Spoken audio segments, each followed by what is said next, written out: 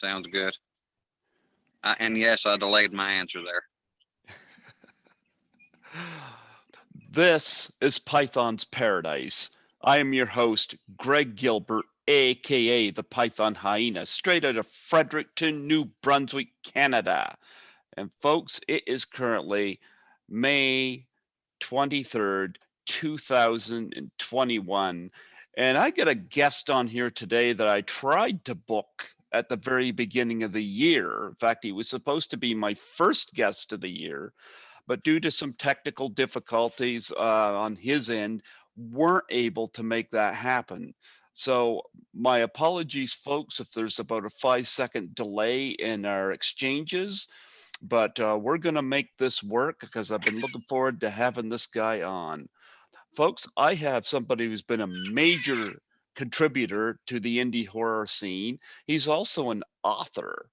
We're going to indulge him in that as the interview goes on. I have the awesome Jimmy Pressley. How do you do, Jimmy? I'm good, Greg. Thanks for having me on. I appreciate it. I've been looking forward to it for a while. Yes, fantastic.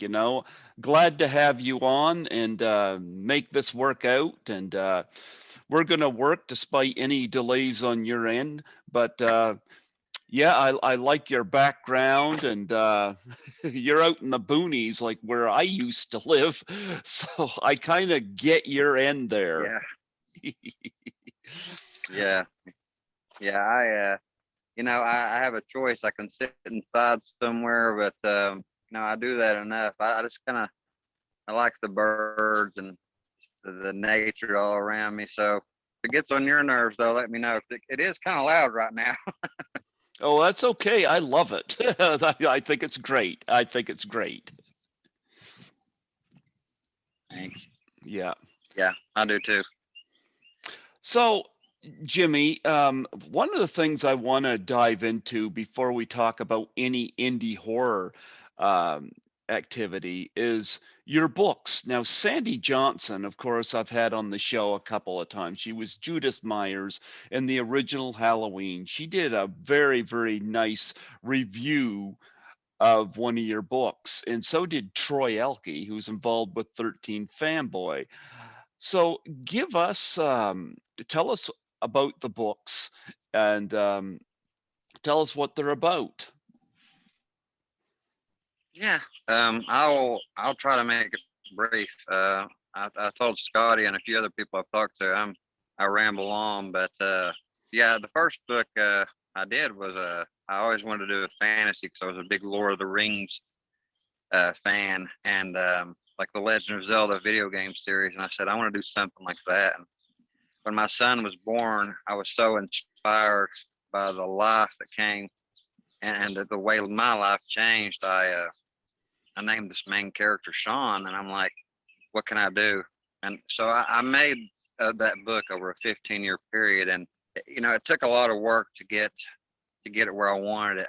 I had kind of a copy editor that was a friend, and I started the second book, and it was just going bad. I'm like, I don't know how to do this. I need to learn the skill better of writing. So I said, well, I love horror. I've loved horror since I was little. I'm gonna try to do a short horror book like my when I was a teenager. The big thing was R.L. Stein, at least here, and he did the Fear Street and the Goosebump books. And I said, well, I'm gonna do one, and I want it to be Halloween. So I literally sat at a campfire with my hey there. It's I Skittles. sat there with I like cats, by the way, too. They have an important role in my next book, so that's cool. Yeah, he came over here Uh, and I thought, yeah, I'm going to exploit him a little bit because it distracted me, but I love cats. They're my favorite animal. They really are. I love them. yeah. Uh, yeah. Anyway, I didn't mean to cut you or me off, but I'll just finish real quick. By the campfire, me and my kids discussed a short story, and it became a bloody Halloween. And that book still has some issues. I know I'm not the best writer in the world, but I've got a copy editor looking at all my books. We're gonna get them out there and get them top notch for everybody. I got a few more coming, so I appreciate the people that like it, and like Sandy Johnson, Troy. they're so great. And I keep drilling on them, like, if I get a film made of this, because a lot of people actually want to see a film from it. And my good friend Bobby High wrote the script. I said, Sandy, I'm like, please, Troy, please, would you be a part of it? And they're like, yes, yes. You get someone that's going to do it. Yes, we'll do something. And that's just my way of showing appreciation too. So I thank them. I thank them a lot. Yeah, Sandy Johnson's a wonderful soul, she's so engaging. Like she's a lot more engaging than a lot of people in her position would be. So I think that's great. And of course, Troy Elke, you never know what's coming from him. Oh no, he makes me laugh every day. I swear he does some way. Even on his worst days, somehow he makes me laugh. He's a good guy. I'm glad I met him. Him Yeah. and Sandy both. Oh yeah. Yeah, absolutely. So tell us what the plot is to A Bloody Halloween. Yeah, it's been out for 3 years, so Mhm. I'll kind of spill the beans. But Don't there's this spoil it. family that lives in the town, Yep. and they're I won't spoil it too bad. Yeah. There's a rich family, and a tragedy happens. It involves there's a tragedy with the family. Um, anyway, the tragedy ends up leading to the events of Halloween in 1993, 15 years after the tragedy in 78, I think. And yes, I said I think. But it's a story that's supposed to make you feel mostly the nostalgia from 1993 and how Halloween was in small town, and autumn, and just that general feel of the holiday and the preparation for it. And also, in the book, I try to, I play along the line of paranormal, where you think it's going to end up being paranormal, but by the end of it, it's just straight up slasher. So it plays on all angles of horror too, and that's what it's about. It's about this kid who's running from a shadow he thinks is a ghost, a spirit, basically. But it ends up being a very real person. Really, really ticked off at him. You can read to see why, unless you want me to explain it. But the guy's after me for a couple of days in the book at the fall festival at their schools, trick or treating, and it ends up turning into a bloodbath in the woods and on farms. I mean, he's after them constantly. But I like the story. It's simplistic, but it's there. It tells that it captured what I wanted to capture, and some people get that. So I'm appreciative to them. Okay, that's great. Now, the fact that it was, you said it was set in, or went from Halloween 78 to 1993. Now, was that kind of a reference to the fact that the original John Carpenter Halloween started out in 1963 and then went 15 years to 1978?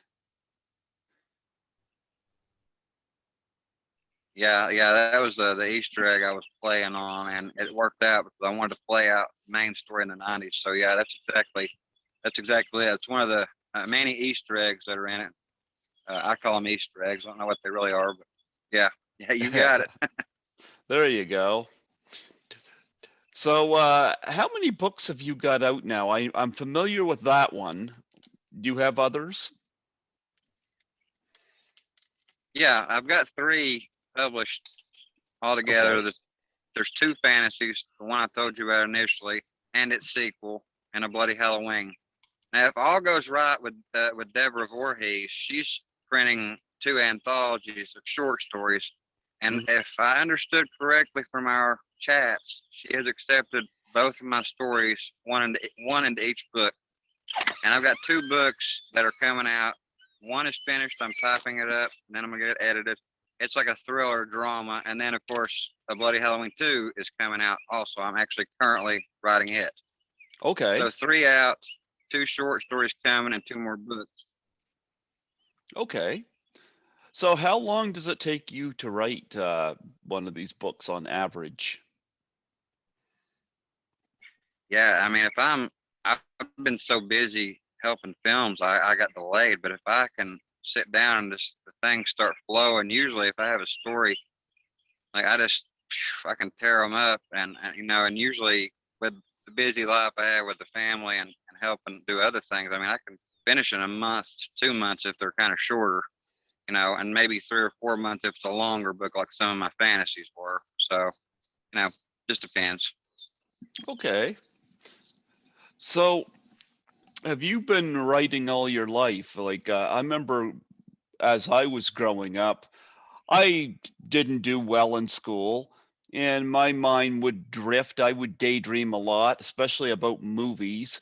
So, after all, who gives a crap about math? It's, I would, yeah, Yeah. I would love creative writing class, where you could just sit down and just rack your brain and write. That was always fun. Did you have those experiences growing up? Yeah. I mean, it was a little different for me. I always said I wanted to write, but I was more into, like you were, creative writing. And writing and stuff. I looked forward to, like, even in middle school, doing like the drama stuff, the plays and the acting. And then my father, or excuse me, my stepfather, he ended up getting a camcorder, one of those big heavy ones you had to sit on your shoulder back Hmm. in the late '80s. And I'm like, no, I like movies, this. And he finally got the clue, and he let me borrow his camera. And I've made over 50 of my own little fan film kind of things over the years. Nothing big like today, nothing. I mean, it's just backyard garbage compared to what some people make today's. But so similar experience. I was always thinking about wanting to make movies though with the camera, or doing a play in school or something. So the writing didn't come till later, just because I didn't know what else to do. I couldn't do movies. I got into a spot where I couldn't really leave the house, um, with some agoraphobia I'm battling. So I'm like, what can I do? And my sister's like, well, you tried to write that fantasy book. Do something else. That's what I was talking about earlier. I'm like, I want to try horror. So I'm not a good writer, and I'll admit that straight up. I need someone to edit, but I can make up a story any dime on the dime. So that's what I do, and it's fun. I love it. Yes, absolutely. You really, in a lot of ways, put me in mind of my best friend here in Fredericton. His name's Colin, and he, like yourself, lives out in a similar area like yourself, and he also likes to write. And I don't talk to him as much as I used to, because of the whole I've been working so much, and since going off to Toronto for the first time for my first convention, I've been just off in many other directions. But you put me in a lot in mind of him. You're probably around the similar ages as well. So, although he's slightly older than I am, but yeah, he's another guy that just loves to seclude himself and write, and he's constantly writing.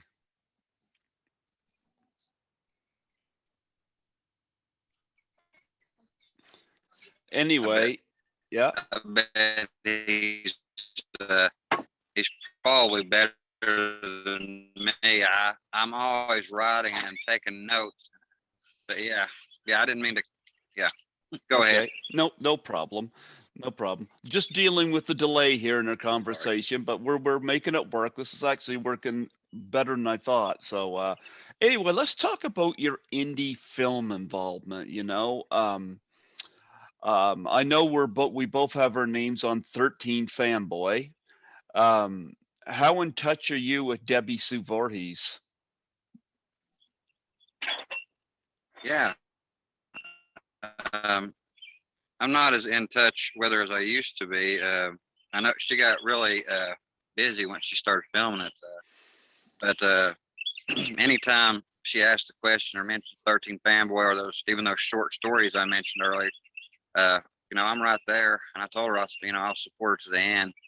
But that was the first big movie I helped, as far as promoting and reaching out to people. And she's just a great woman who really, I think, she legitimately cares about people. I mean, she will talk to you and make you feel good if something's wrong. And if she gets to know you like she did me, I mean, a friend of mine died tragically basically, and she reached out, and then my son from Keto Mm-hmm.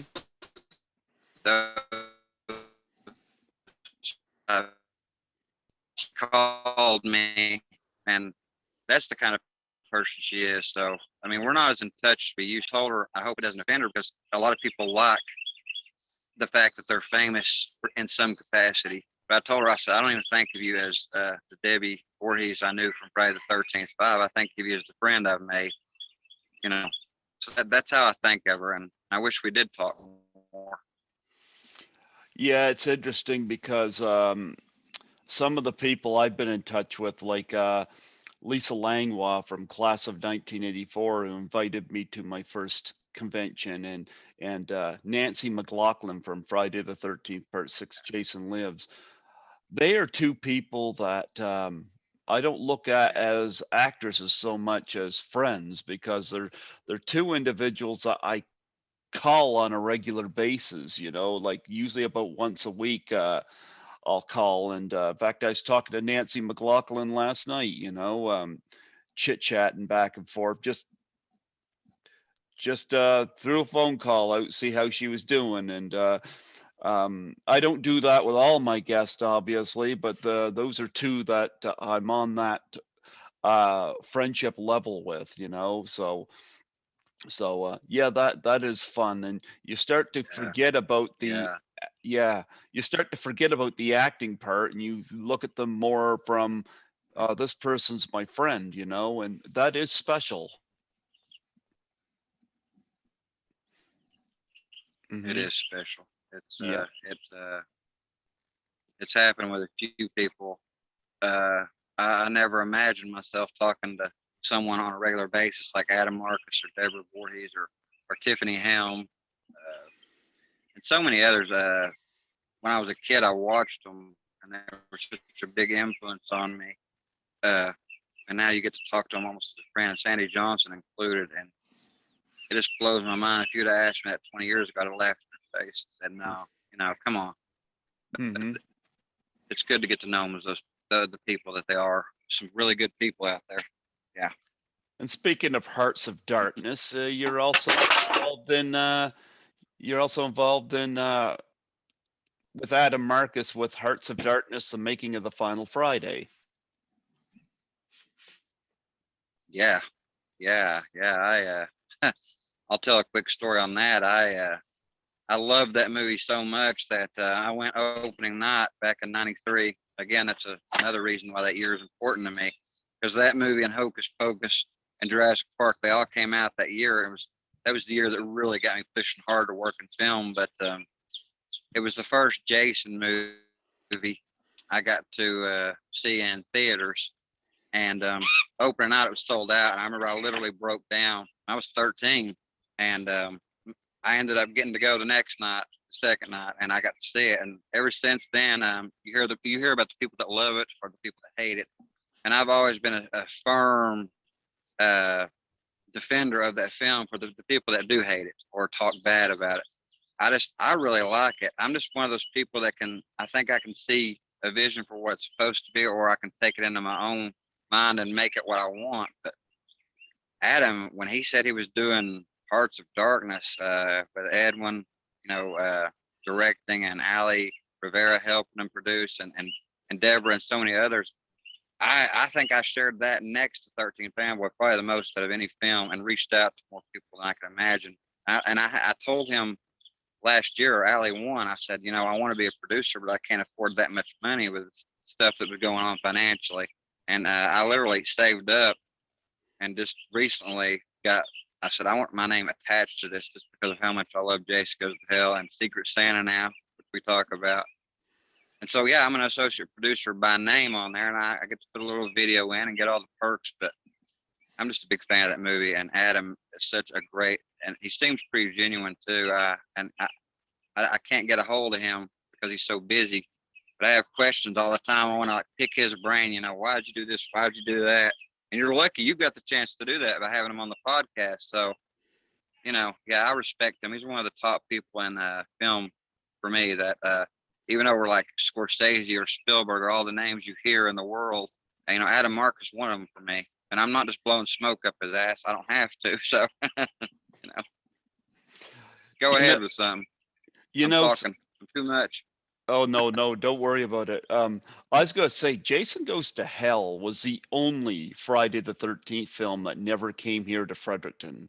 We didn't get it here, Um, we did get Hocus Pocus, we got Jurassic Park, we got other films like The Fugitive and Mrs. Doubtfire and stuff like that came out that year. Yes. But Jason Goes to Hell, Yes. we did not. But I've seen about half of the franchise in theaters. I think the first one I saw was in 1988. I saw Friday the 13th, Part 7, The New Blood at the now, not, well, we had the Twin Cinemas on the north side of the river here, but it's no longer in operation. But I saw Part 7, The New Blood there, and there was a guy dressed up as Jason ripping tickets with a fake machete in his hand. I, I saw, Yeah. yeah, I saw Jason X in the theater when it came out. I saw Freddy versus Jason in the theater when it came out. I saw the reboot when it came out. I saw the Yeah. original Friday the 13th at a midnight screening. It was double billed with From Dusk Till Dawn, and so I went to Friday the 13th at a midnight screening, and in 2019 when I went to Horrorama in Toronto, I had the best Friday the 13th experience at the theater. I attended a midnight screening of Friday the 13th Part 6 Jason Lives with a very active crowd. Yeah. We were given glow sticks, and we all were given these little cards, and on the cards it would say what part of the movie you're to wave your glow stick on. And mine said when you ever see mist or fog, you wave your glow stick. And I'm sitting here thinking, I'll be waving my arm all night. But Yeah. they had a guy dressed up as Jason that would wander down through the audience and sit in the empty seats. And that was kind of funny. But I remember the night before, Yeah. I had, or actually, no, it was that night. What am I thinking? That night, I put something about it on Facebook, and I tagged Nancy McLaughlin on it. And the following night, I went to a Christmas party with Lisa Langlois, and my phone rang, and it was Nancy McLaughlin. And I said to her, I said, I watched you last night. I said, and she goes, I know, I saw that. And of course, people really reacted to the whole American Express card scene during her death scene in the movie. So people are like, never leave Oh home yeah. without it. So that was a fun Yeah. experience seeing that in the Yeah. big screen. Yeah. So Yeah. I'd love to have seen that one. I think yeah, Jason Goes to Hell was the first for me, and there have been screenings here where I live of I know 1 and 2 and 3 and 4, and one year I actually did 7 and 8, which blew my mind, but I didn't get to see them. So you're lucky, to have seen those, even if it's for like the double screening. That's a good pair to put together. well, they didn't do them the same night. They did Friday the 13th on a Friday, and they did From Dusk Till Dawn Two on of a my favorites. Sunday. You know, I Okay. had, yeah, Yeah. yep. So, and I hadn't seen Friday the 13th on the big screen before, so I went to it.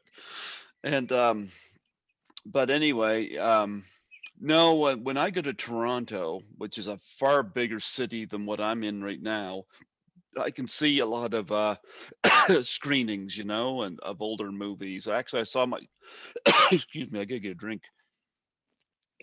Hmm.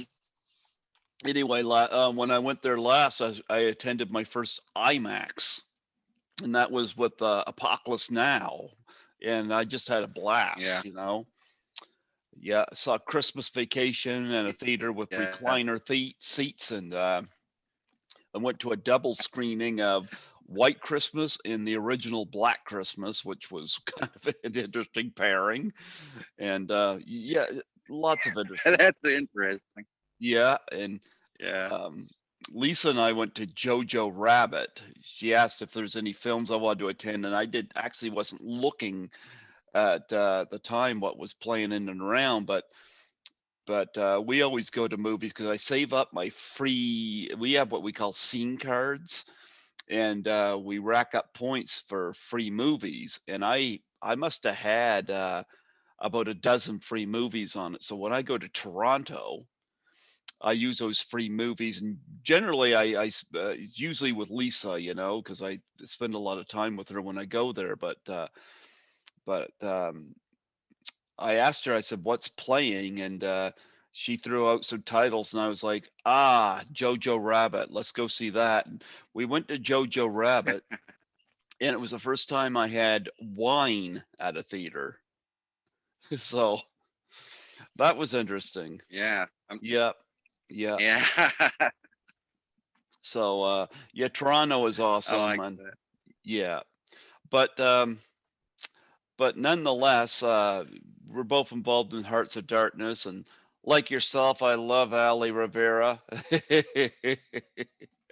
I love Ribboner. Yeah. Yeah. Yeah. Yeah. I remember. Yeah. Those were the days. Those lives they did were so good. You couldn't miss them. It was almost like a new sitcom came out. It was great. I miss the days, you know. Yep, yep. And of course, I'm wearing my Victim No More-ish t-shirt on here because I'm, of course, involved. Oh, yeah. I should Yeah, have worn mine. yeah. Well, I'm co-producer on that with Bobby Heckman directing, and I know you're involved in that. What part do you play Yeah. for that? Yeah. Well, he initially he asked me. He saw how much I had, along with Rob and a few other people, how much I had shared Hearts of Darkness and 13 Fanboy, and so he's like, "Can you do that for me?" And I'm like, "You'll get something at the end of it." I'm like, "Yeah," and I shared the living heck out of it, and I was sad to see that it didn't go up as fast as I wanted it to. I'm like, what do I have to do? But anyway, I ended up finally asking Bobby. I'm like, I'm going to give you some money. I want to be attached to that by name too, not just a thanks. So I got the producer part too, but I'm looking forward to this one a lot too. Bobby's had my attention for a while, and I think he's got a lot of people's attention. I can't wait to start sharing more as he starts production and gets more info out there. I love the idea here. So I can't say nothing, but I love the idea. Well, it's I know you know interesting. the idea too. So Yeah, yeah, I signed an NDA, but yeah, it's interesting because I think you and I are the only two co-producers. I think. He might have another one, I don't know, but you're the only other one I know of because I know at the time he said that I was the only one, but there might be another yeah, person. I don't know. Who knows? Who knows? But I I, look forward to it. yeah, I can't keep up. I do too. I honestly didn't come on as a producer till back in, it may have been March. So just because he was sharing stuff again, because he was getting ready for production and doing the IMDb page and the web page, the official web page. So I said, can I still, I've got to be a part of this more, man. I love this. And, we came to a deal, and he brought me on, and I'm really, really proud. And I'm glad you're on it too. I'm glad to work on so many movies with you, whether we're producing, promoting, or both. So it's fun. It's fun. I haven't done any in a long while. I made a little contribution to Scotty McCoy's new film 72. That's the year I was born, Yeah. so I was like, okay. So I couldn't contribute a lot, but because Scotty's been such a supporter of my show, I contributed something, and my picture will be in the film The Witches of the Sand, you know. But I'm not on Yes. anything. Yeah. Yeah. I'm not on anything as a co-producer, associate producer right now because it's like it's just too much money, and I got to concentrate on trying to keep my life in order here. And plus, if Debbie Sue Voorhees does a follow up Yeah. to 13 Fanboy, I kind of want to uh, contribute to that. But I got my name on 13 Yeah. Fanboy, Hearts of Darkness, The Making of the Final Friday, Victim No More, And I know we're both part of Social Distance. I haven't seen it yet, but I've had the director on here. Yes, yes, Brian is a genius. I love that movie. That's the proudest one, well, the proudest moment for me as far as being on a film so Hmm. far, just because of what he came up with. You know, couldn't do nothing during the pandemic, so he makes a pandemic film. It was genius. You've got to see it. I I'm so will proud to be on eventually. that. Yeah. So kudos to Brian, and yeah, yeah, check it out. And then the last one that I got on is I don't know. I think I'm either a co-producer or I don't even remember, but I'm part of Z Dead End, which is a zombie film, which has got a lot of good Right. people in it, and I've had the director of that film on this year as well, Robert Restro. So that's got a lot of good Right. names in it. Yeah. So Yeah. The, that's the yeah. last big one. Yeah. Go ahead. Yeah, I said that's the last. Yeah. There's a lot out there. Yeah. Now, other than that, what other projects have you attached your name onto? Oh, Reunion from Hell. I Well, I'm got my gonna. name on that too. Yeah. Yeah. I liked that one. I actually I pulled out of that movie. Jumped back on it. Due some miscommunication from a certain person I'll not mention. But once I got everything straight that I needed to hear, I'm like, I told Hayden, I'm like, keep the money, keep me off of it because I don't deserve to be on it as entitled. They still gave me a special thanks, but I'm really proud to be attached to that one too, and I was before they even filmed it. So I'm glad you're on that one too. That's a good one. I look forward to seeing that one. Yeah, there was a little trouble in the production at the start of it, and I initially pulled out, but I came back on, and I think part of it is that it was the first time for Hayden, and I think with Hayden Newman, I think as this was her first project, so it's kind of like her next one. I think she's going to have a better grasp on what she's doing, but so far from what I'm seeing, this looks great, and I'm looking forward to seeing what Hayden does in the future. So kudos to her, and best of luck. Yeah, I'm I I'm not gonna. I guess since it was officially announced on her, I guess yeah, on the Reunion from Hell page, they said that they are. She's. I'm working with Hayden on the Hag Witch Sam Hodge is doing, but she also announced that Reunion from Hell 2 is going to be made. And I saw there's like this official little teaser poster, and I think you've seen it. It really looks. It caught my attention. I love that idea. So I'm like, I keep saying, Hayden, please keep me in mind. Please keep me in mind. So we'll see how that goes.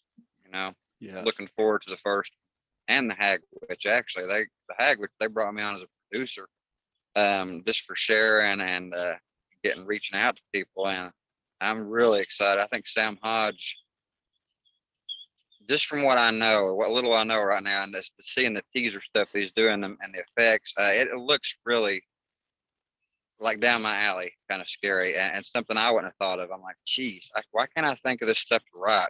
And so the Hag Witch and Reunion from Hell 2, I'm looking forward to both of them also. But Okay. So what pardon other? me. If Yeah. I look left or right, go ahead. Yeah. Oh, don't worry about it. This is going really well. What other projects do you have your name on? Yeah, well, one I promised a friend of mine, and I want to do this out of the goodness of my heart. Hmm. There's four that I've really, or five that I've worked on, but I really want to give a shout out to my friend Michael, who is really working his butt off, trying so hard to push his film, uh, Halloween, Evil Lives, and Oh, I just had him it on. Yep. it's had a real slow start. Yes, yeah. Well, he is such a genuine guy, and you heard the story then about his friend Jared passing Yep. away before they could realize their dream, and that's to me what film is. it doesn't have to be a big giant production that's filmed in $1 million studio, multi-million dollar. It's about the passion behind it and the drive, and there he has that passion, that drive, and Jared had it. And there's some other people that I know that we know mutually that he's reaching out to be a part of it. I can't say right now, but he'll be announcing soon. But I think Michael's determination is to me it's inspiring and contagious. And he makes me. I keep thinking about what if I can't ever make a bloody Halloween film? What if no one wants to take it? What if I had to do it myself with Bobby High and whoever? That's what Michael is to me, and I hope you got the feeling, that same feeling when you talked to him. But yeah, so check it out. Halloween Evil Lives. I think got potential. Yeah, Go I ahead. had him I'll let on. you say something. Well, Yeah. he did get a nice shout out from Nick Castle, so but Yes. yeah, I Yeah. had him on. He was the first guest I had on for May. So yeah, he seems very excited about it and very supportive. So absolutely, absolutely. Yeah. I wasn't gonna get Yeah. into this, but Go ahead. I know you're a big wrestling fan. I should show you some of the figurines I got at Comic Con here. Just give me a second. Go ahead. Yeah, go for it.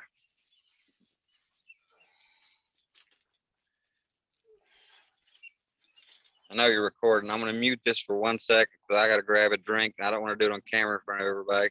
So you keep doing your thing. And I Yeah, know you can't hear me, but I can I hear was you. just saying I'm going to grab a drink real quick, Greg. Okay. Actually, I'll you be know what? while you're getting those, I'm going to grab a drink. I've already got them. I already got them. Okay. Well, All I'll right. drink while you're getting. Just pardon my background. Okay. Yeah. Yes, folks, we are celebrating. Here we go. Jimmy Pressley on there with a McDonald's. McDonald's. I'm loving it, right? Yeah. Go ahead, though. I'll I'm show ready. you. I'll show you a few of the figures I got. These were back in the 80s. These came out, and here's Bruno Sammartino. To me, the greatest champion ever in the history of professional wrestling. So I got Bruno. These are all Yes. pre-posed, but they got a nice bend to them.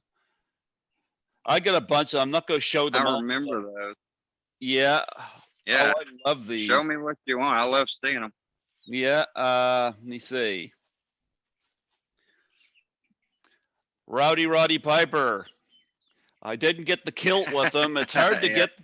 get them with their accessories, But Yeah. but I got a Piper here. I just didn't have the kilt, but yeah, a lot of the paint One of the loss greats on them. of all time too. Yeah. Yeah. Somebody I know you've met, Terry Funk.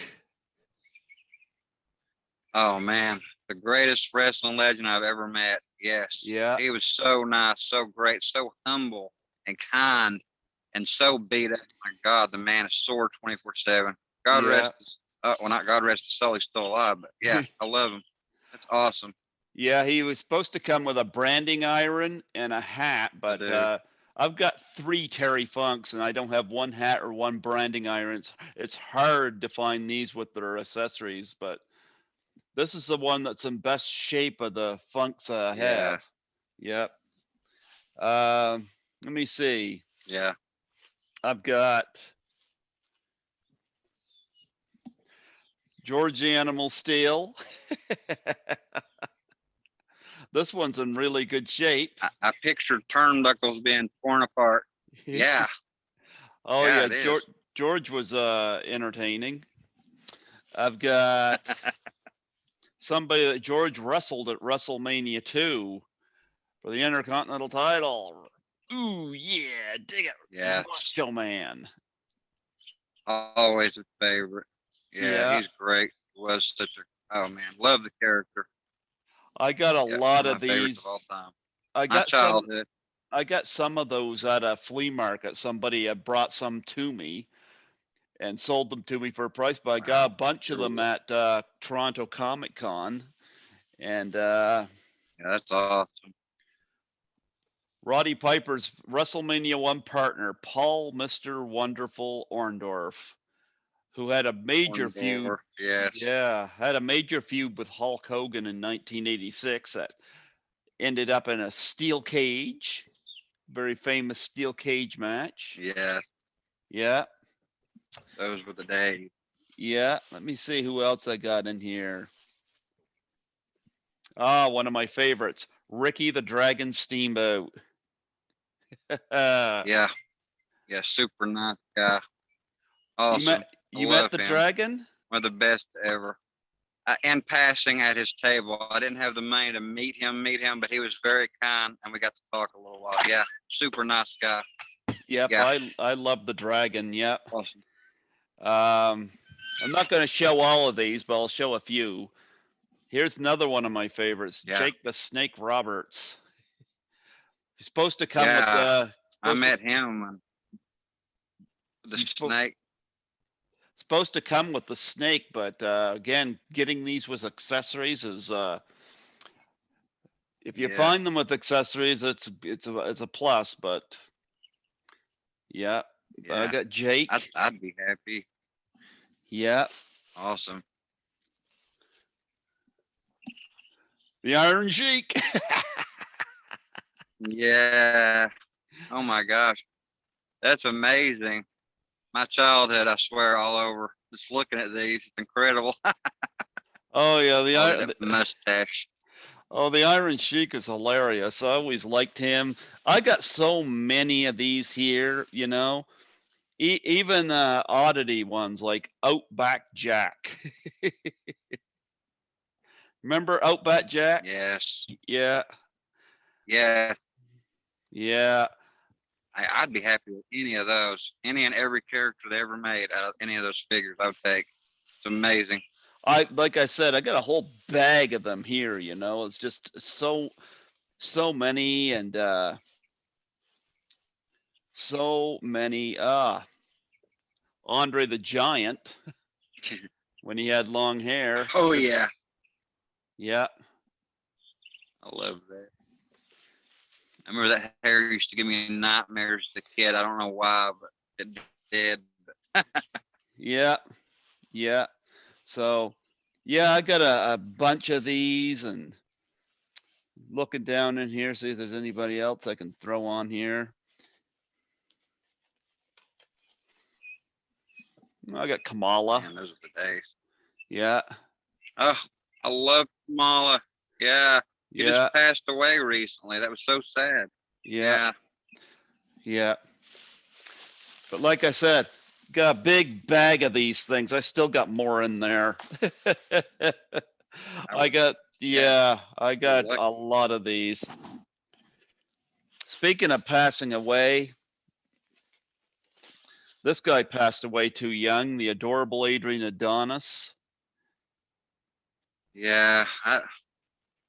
It's thank God for YouTube and DVDs and Yeah, videotapes because I want. Yeah, those were the days, man. It's gonna make me kind of. I don't want to get upset. Hillbilly Jim. Hillbilly Jim. Yeah, Yeah. yeah. Yeah, I got King Kong Bundy, Hulk Hogan's WrestleMania 2 opponent. Oh man. Another one that scared me as a kid. Yes. Genius. That's Yeah. awesome. And the guy Andre the Giant gave nightmares to, Big John Studd. We all remember WrestleMania 1, the $5,000 slam match, and Andre picked him up and down he went. That was the longest That was way. great. Yeah, Those were the days. that was the longest way down John Studd ever felt. Oh yeah. Yeah. Yeah, it was. I got Tito Santana. Another one of my favorites. Yes. Yeah. Greg the Hammer Valentine. I got Right. I loved him too. My God, I think I loved everybody. That's cool. So awesome. You got some big names there from my childhood and the teen years. Junkyard Dog. Yeah. Again, Yep. another favorite. My God. Bless his soul too. I think he died in like 99, 98, 99. Yeah. Shame. A really good shaped Brutus Beefcake. This one has got no paint loss. Yeah. Yeah. Looks brand new. Yep. Yeah, I got so many. I got a few managers in here as well. Hacksaw Jim Duggan, but no 2x4. Yeah. Oh. Yeah. Yeah. I got Corporal Kirshner in here. I've got oh gee, Cowboy Bob Orton is in here. I got so many of them. I got Rick Martel in Yeah, here. I like him. Yeah. I got a few managers. Rick Martel. I haven't seen him in ages. Yeah. Yeah. Go ahead. Yeah, I love any manager too, man. They made the show. Well, I've got Mr. Fuji, I've got Jimmy Hart, I've got but when I was at Comic Con, I didn't realize that there was they had a Bobby Heenan there, but I thought I had him and didn't get him. I wish I did. Oh.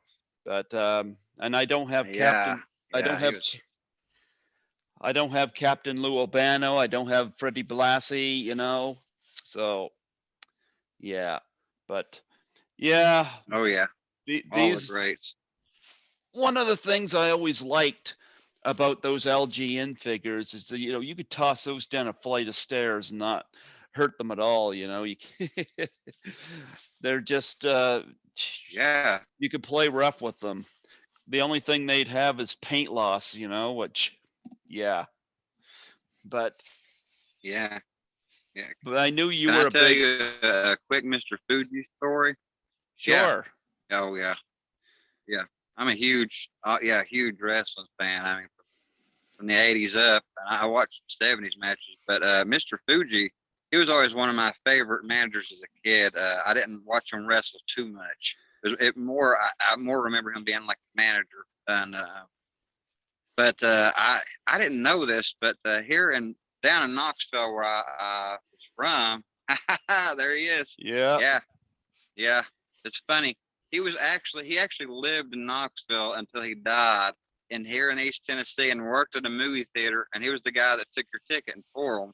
And he was in a wheelchair, but he had a cane. He could walk when he got his Hall of Fame induction. But I asked a friend who was a manager, I'm like, can you get me a picture? And they did. They came through for me. So I've got this Mr.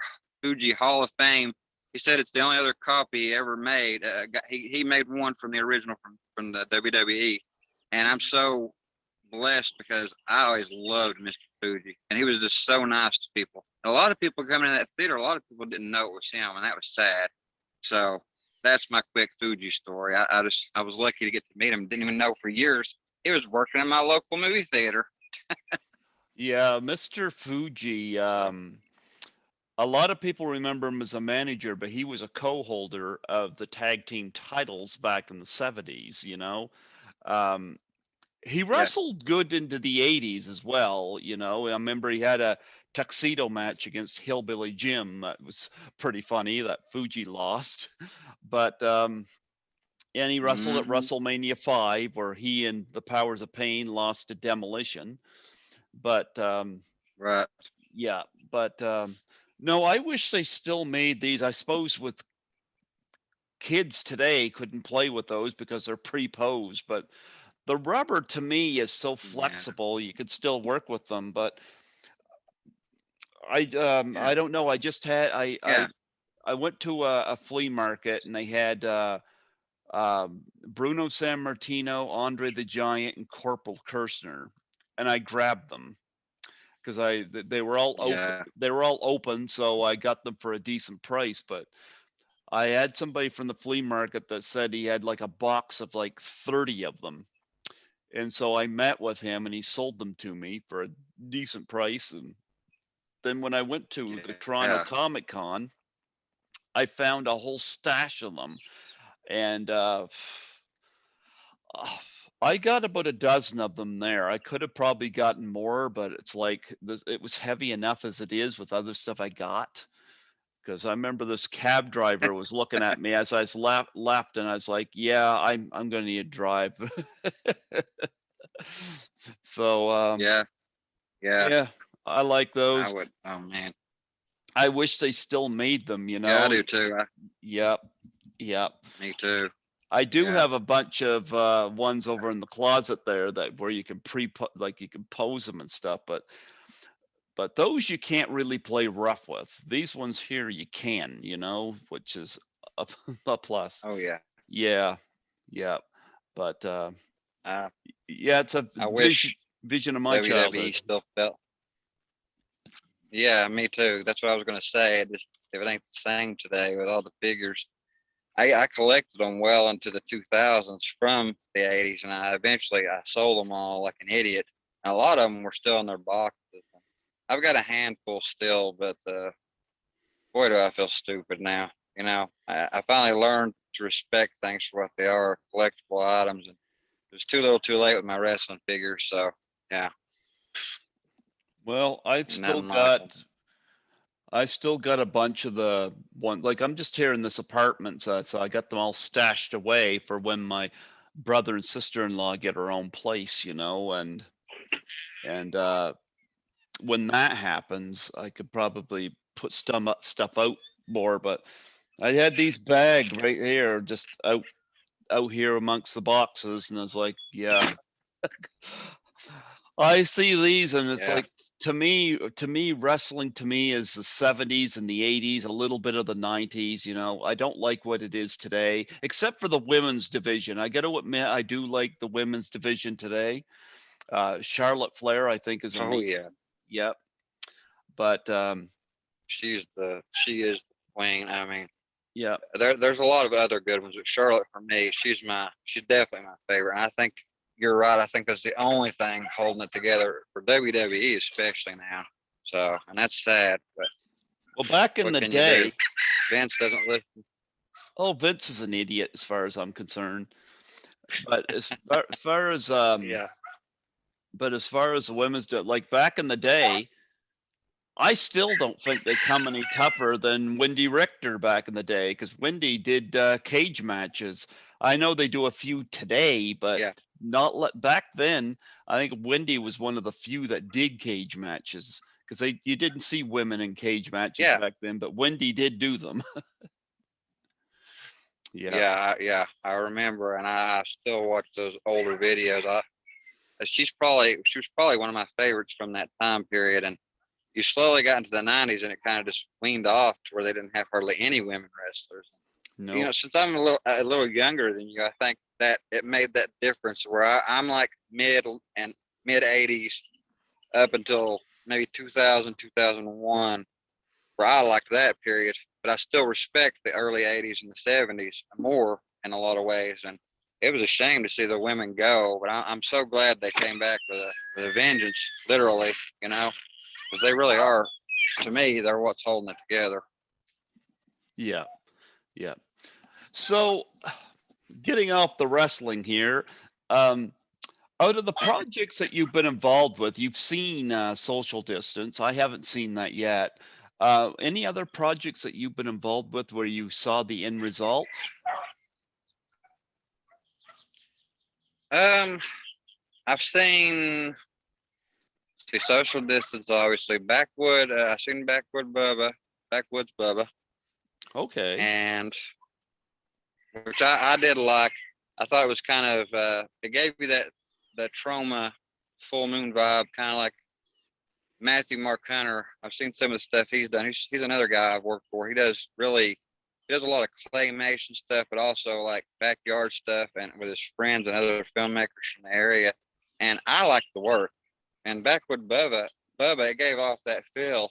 Um, but it was in your face, and it had the gratuitous stuff. I'm talking full on nudity and gore, and I was I was surprised that I really loved it as much as I did, because some movies I help because of a passion, but I'm like, I don't know if I'm gonna like it, love it.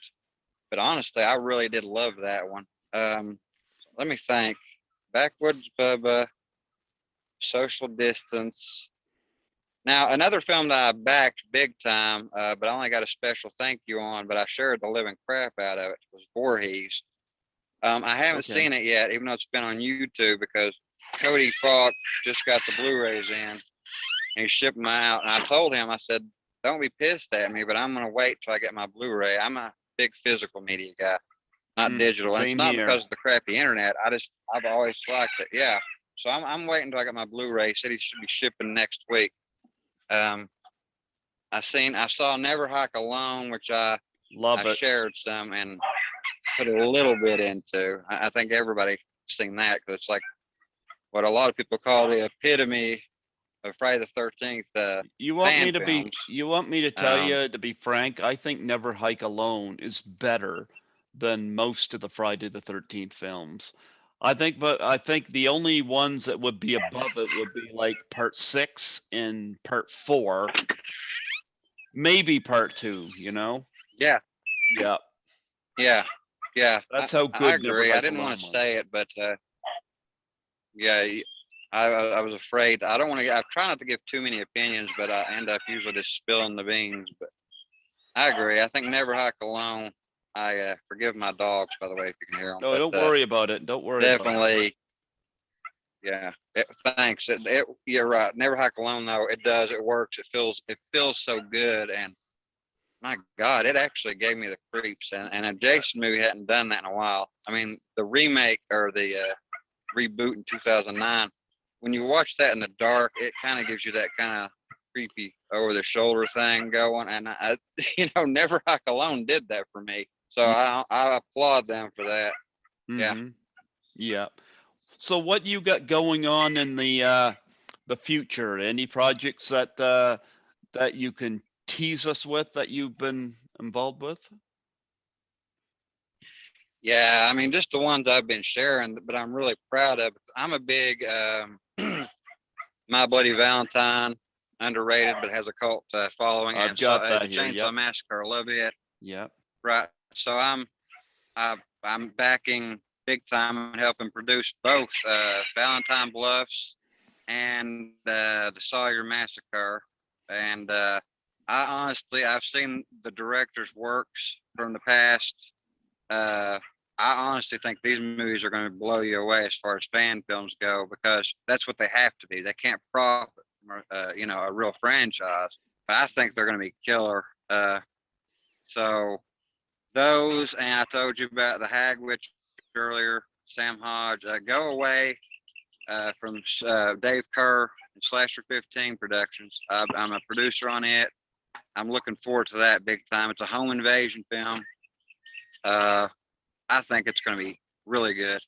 And I just actually got hired onto, I did Bound a while back. I was actually hired onto that movie. It's not horror, but it was called Bound the movie. You can look that up. It's a coming of age kind of a drama thriller kind of thing where a girl has to find herself. She's been abused.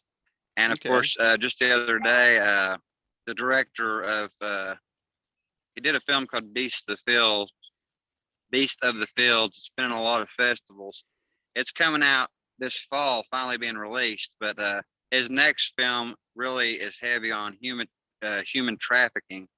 Okay. It seems like it's going to be really good and intense. But they brought me on to help promote that and produce that. That's upcoming. So there's a lot going on. It never stops. But I'm glad. I'm grateful. It's what I love to do. So Yep. Yep. Absolutely. Absolutely. And of course, I know that you're on board for the Doubtfire Face Challenge as well. Yeah, I know you told me on a phone yeah. call. Yep. Oh yeah.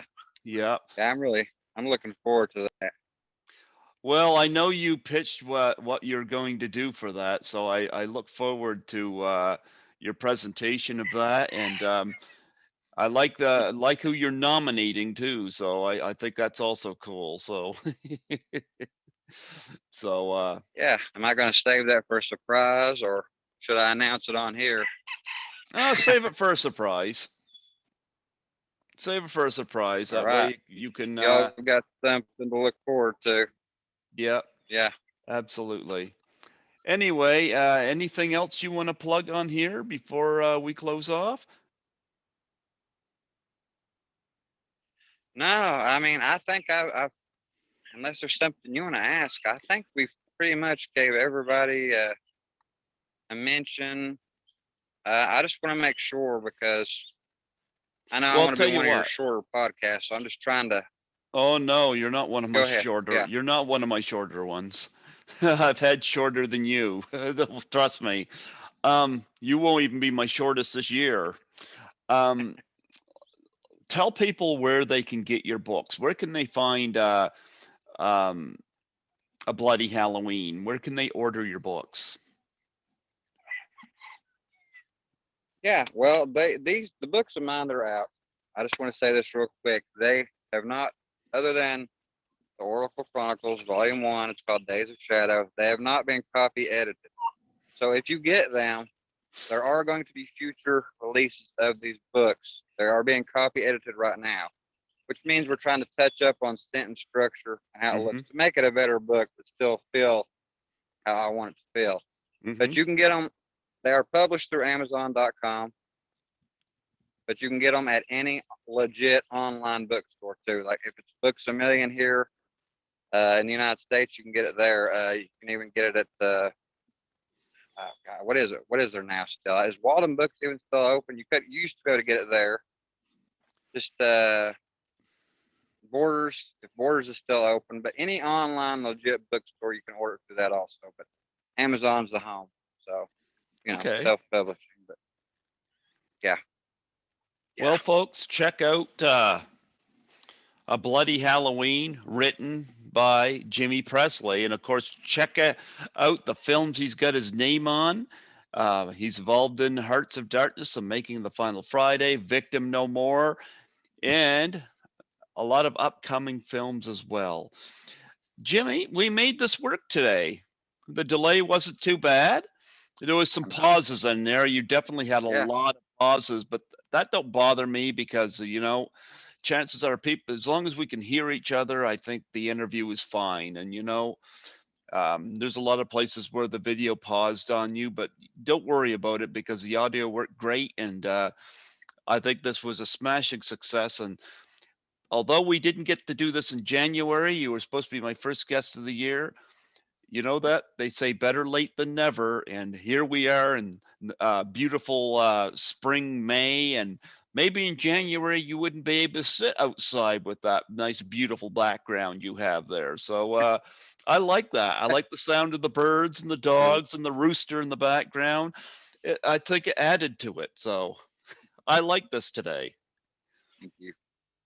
Yeah. Yeah, I did too. I had a good time.